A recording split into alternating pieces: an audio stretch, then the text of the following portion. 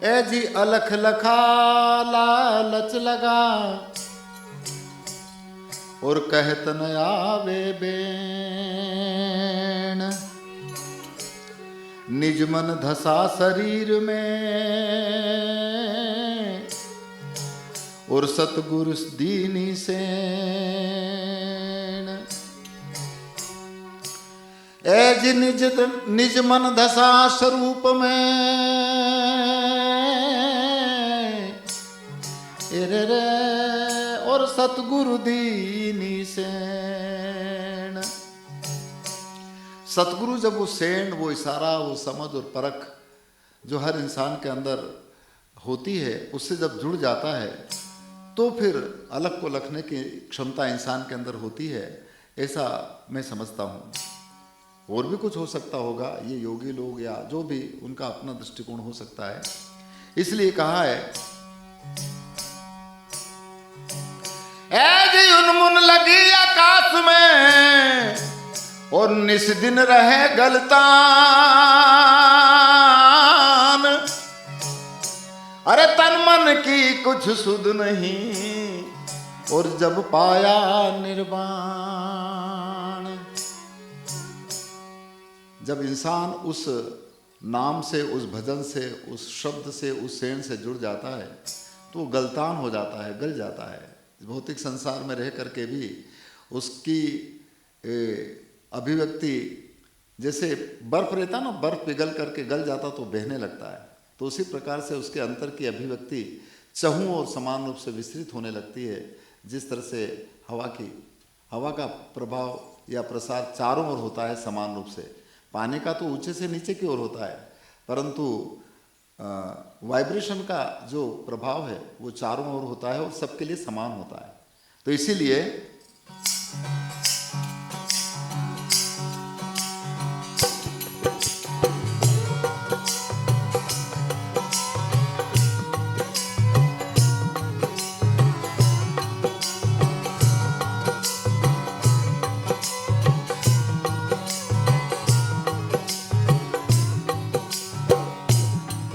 आयवधू भजन भेद है न्यारा।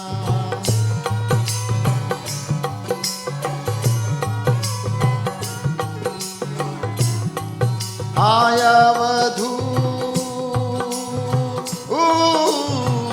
भजन भेद है न्यारा।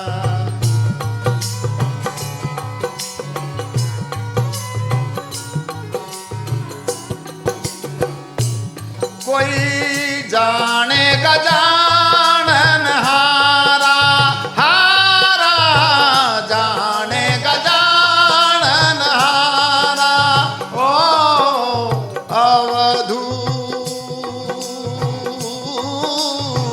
भजन भेद है न्यारा।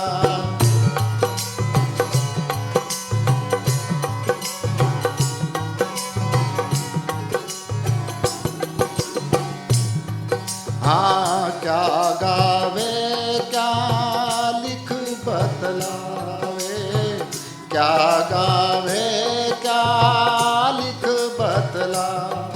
हाँ क्या भर में संसारा, हाँ क्या भर में संसारा।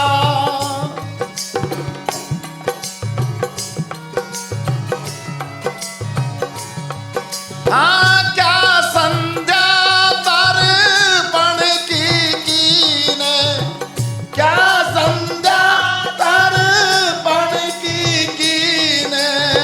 जो नहीं तत्व विचारा, अवधू भजन भेद है न्यारा। अवधू भजन भेद है न्यारा।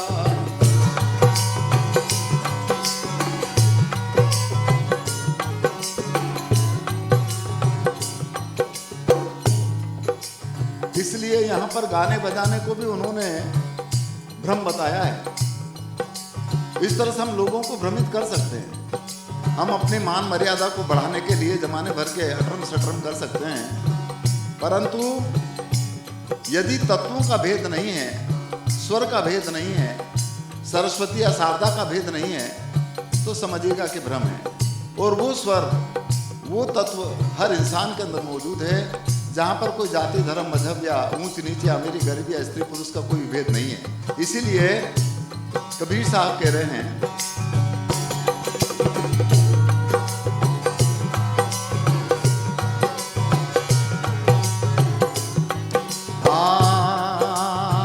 मूंड मुंडाए सिर जटारे रखाए, मूंड मुंडाए सिर जटारे रखा, क्या तन लाए छारा छारा, क्या तन लाए छारा,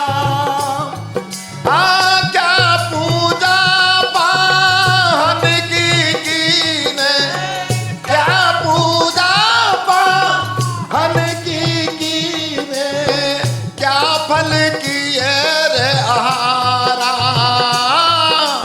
अवधू भजन वेद है न्यारा, अवधू भजन वेद है न्यारा।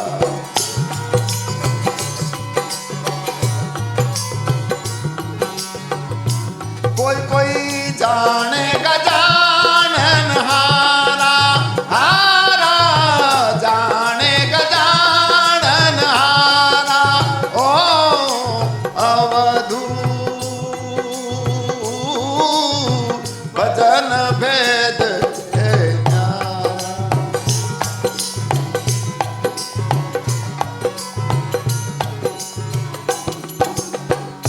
इसलिए बाहरी आडंबर दिखाने के मार्फत लोग अपनी यश कीर्ति और प्रसिद्धि की बात करते हैं।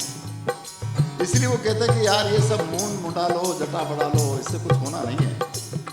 बाहरी आवरण या बाहरी दिखावा कर लो, इससे कुछ होना नहीं है।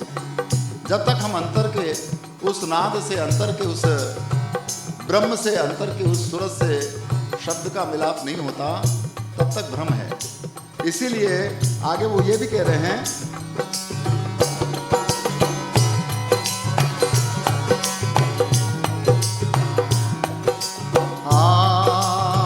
बिन परिचय साहब होई बैठे, बिन परिचय साहब होई बैठे, विषय को करे रे व्यवहारा व्यवहारा, विषय को करे है व्यापारा, हाँ ज्ञान ध्यान का मरम न जाना, ज्ञान ध्यान का मरम न जाने, बात करे है अहंकारा, अवधू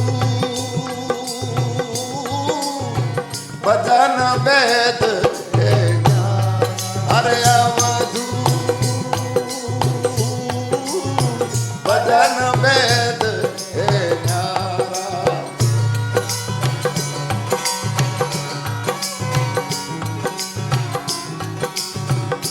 कोई कोई जानेगा जानन हारा, हारा हारा जानेगा जानन हारा, ओ अवधू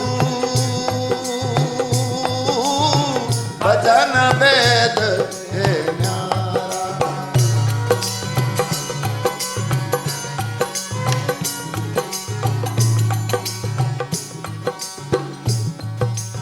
अनेक ज्ञानी वाचक संतों ने अपने अपने तौर तरीके से इन बातों को रखा, परंतु जब तक हमारा व्यवहार यदि व्यापारिक दृष्टिकोण से है तो समझिए ठीक नहीं है। इसीलिए वो कहते हैं कि ज्ञान ध्यान का मर्म नहीं जाना, क्योंकि उसको कहा नहीं जा सकता, वो तो एहसास करने का विषय है, ऐसा मैं सोचता हूँ। इसीलिए उस अगम की राह के राहगीर बने, ताकि वो अथाह नाद का प्रकाश का एहसास हर इंसान के अपने अंतर में हो सके। इसीलिए वो आगे कहते हैं,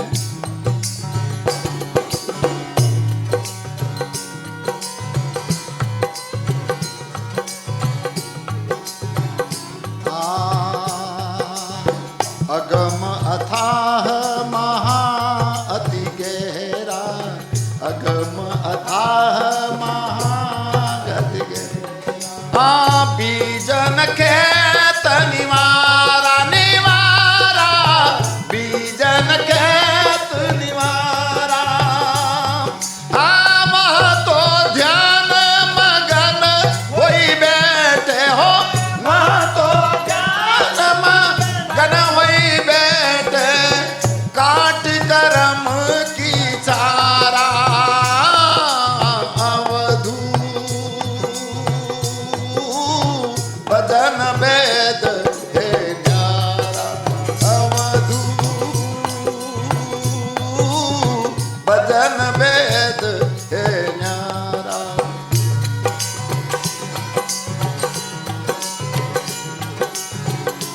कोई कोई जानेगा जानन हारा, हारा जानेगा जानन हारा, ओ अवधू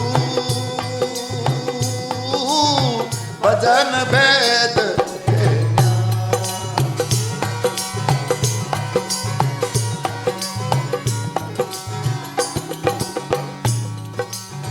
इंसान के कर्मों की भरमों की जाल जब कटे, जब वो सगम का राहगीर बन जाए। और इसीलिए वो कहते हैं कि ऐसे ध्यानी पुरुष जिन्होंने अपने आप में उस चीज़ का एहसास किया, वो मगन हो गया। और मगन हो गया तो फिर बोलने की जरूरत ही नहीं है। मगन हुआ फिर क्या बोले, मन मस्त हुआ फिर क्या बोले। इसीलिए आखिरी में कहते हैं, हाँ जिनके आहार सदा रे अंत में, जिनके सदा आहार अंत, केवल तत्व विचारा विचारा, केवल तत्व विचारा, कहे कबीर सुनो जति गोरख, कहे कबीर सुनो भाई गोरख, तारो सहित परिवारा, अवधू भजन वेद है न्यारा, अवधू भजन वेद है।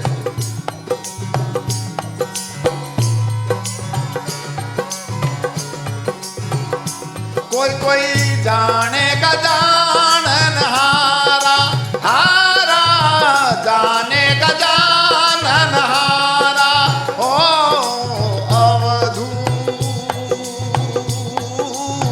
भजन वेद है न्यारा, अवधू भजन